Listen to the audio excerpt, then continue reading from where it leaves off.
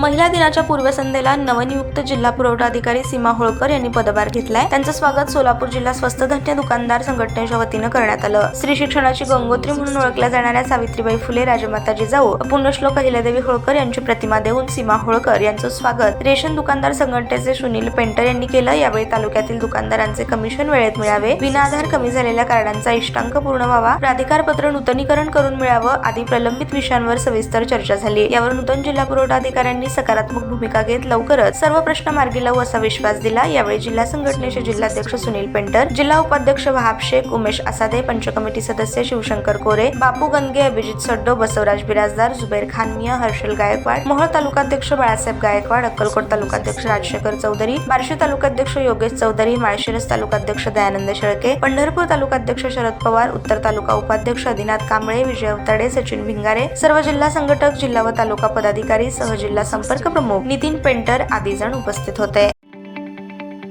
ताज्या बातम्या पाहण्यासाठी प्राईम महाराष्ट्र न्यूज चॅनलला सबस्क्राईब करा।